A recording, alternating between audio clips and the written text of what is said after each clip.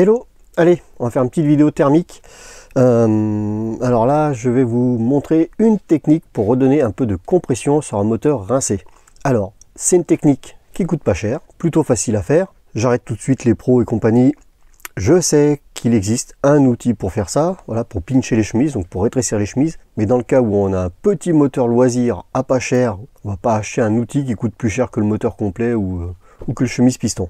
Voilà, c'est vraiment une technique pour sauver un moteur, histoire de faire 1 ou 2 litres de plus, des fois 3, 4, voilà, suivant comment ça marche. Voilà, c'est vraiment juste pour prolonger un peu la vie d'un petit moteur loisir. Voilà, donc on va pas acheter un pincher de chemise à 60 ou 80 euros juste pour faire ça. Donc là, je vais vous montrer une technique qui fonctionne, hein, c'est pas le souci, mais voilà, c'est vraiment quand le moteur est rincé au possible, qu'il a plus rien à perdre.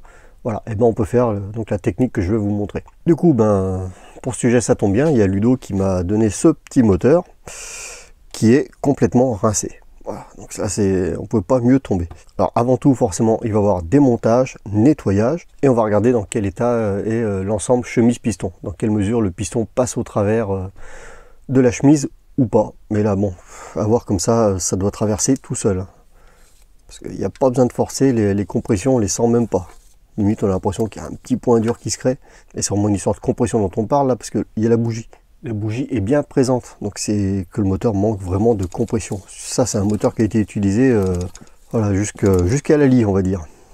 Allez, eh ben, je me lance dans le démontage, je vous reprends après ça. Voilà, le moteur est nettoyé. Bon, je vous ai passé les étapes du démontage, mais ça, si vous voulez voir, j'ai déjà fait une vidéo là-dessus. Je vous la colle par là.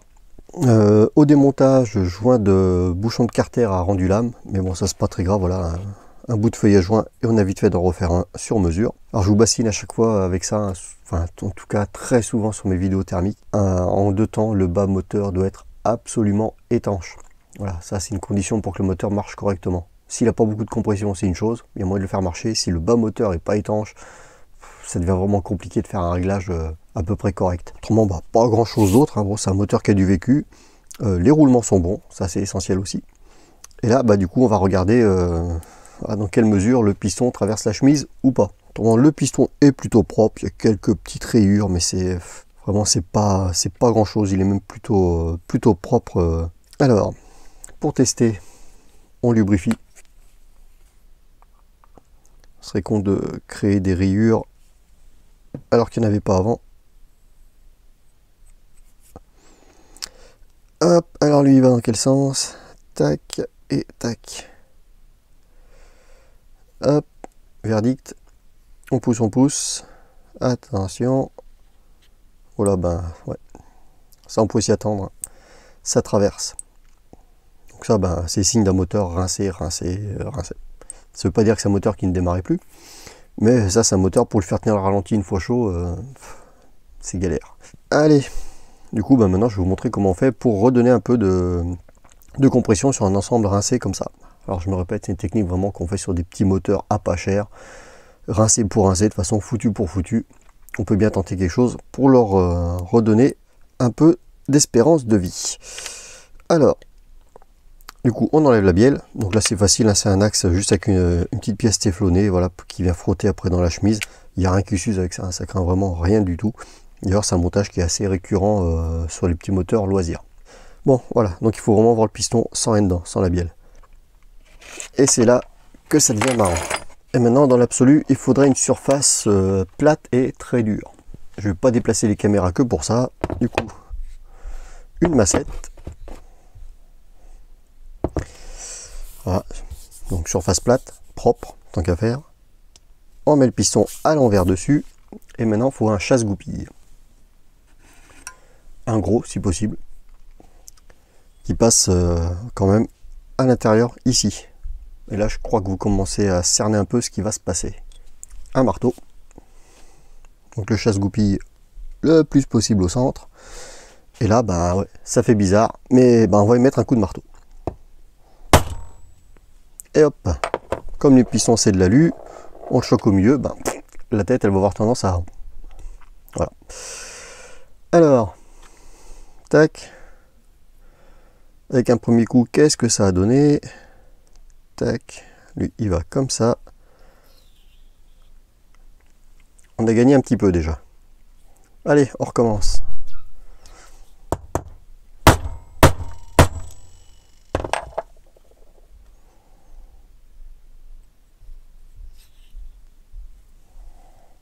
Ah, là ça commence à être pas mal quand même.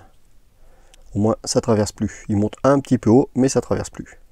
Allez, plus qu'à passer en remontage. Et voilà, le moteur est remonté, j'ai remis le carburant en place, le réseau. J'ai fait un petit montage du coup sur un bout de châssis avec un réservoir. J'ai remonté l'embrayage, alors surtout le volant moteur, parce qu'un petit moteur comme ça, on ne le fait pas tourner sans rien au bout. Voilà. Les moteurs d'avion, c'est sûr qu'il n'y a pas de volant moteur et pas d'embrayage, mais l'hélice, mine de rien, ça fait forcer dans l'air. Là, c'est pareil, il faut quelque chose qui force. Le mieux serait même été que j'ai un morceau de transmission pour qu'il y ait encore ça en plus qui empêche le moteur de s'affoler. Mais bon, déjà, le volant moteur en place, ça permettra de calmer un peu le bouzou. Voilà.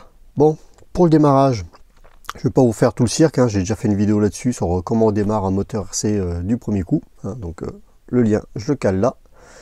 Et puis là, ben, on va démarrer ce petit bazar. Allez.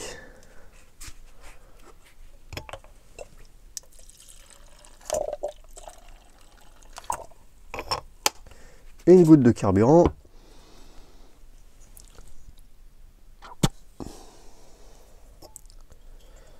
Ouais, j'avance comme ça en soufflant. J'ouvre le carburant à fond en même temps que je souffle. Là, je remets en position ralentie et on actionne la tirette. Rien qui crache, pas assez amorcé. On recommence.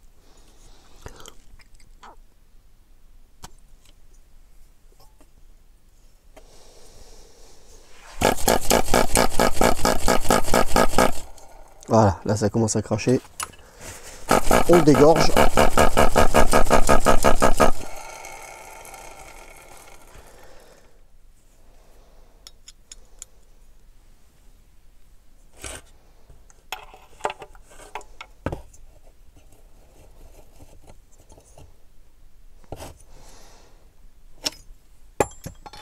Voilà. Allez.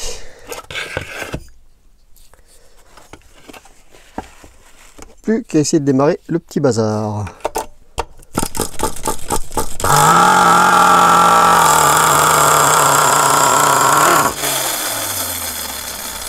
Et ben voilà, ça démarre. Alors, hop, on va le fermer un petit peu parce qu'il m'a l'air quand même bien gras. Tac.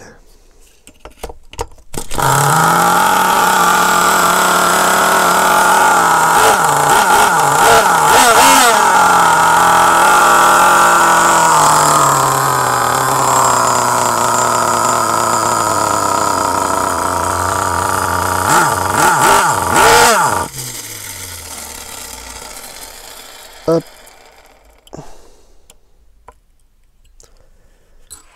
On va essayer d'affiner encore un petit peu le réglage. Bon, alors, le moteur est froid donc c'est pas transcendant, mais au moins qu'il tienne le ralenti.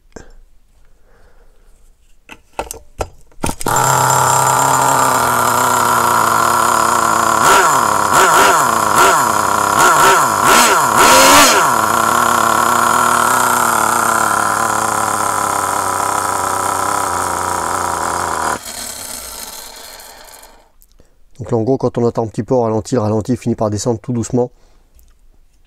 Le moteur commence à monter en température, mais voilà, ce ralenti qui descend doucement comme ça à bas régime, c'est signe que la reprise est un peu trop ouverte.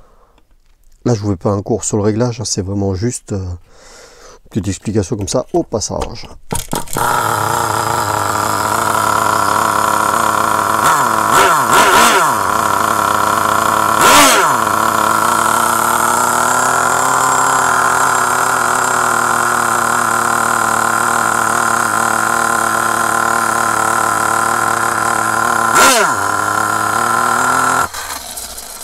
Allez, voilà, un moteur qui tient le ralenti. Bon, après il y aura un petit réglage à faire. Faut juste que je trouve un châssis où le mettre dessus. Je dois bien voir ça qui traîne dans un coin.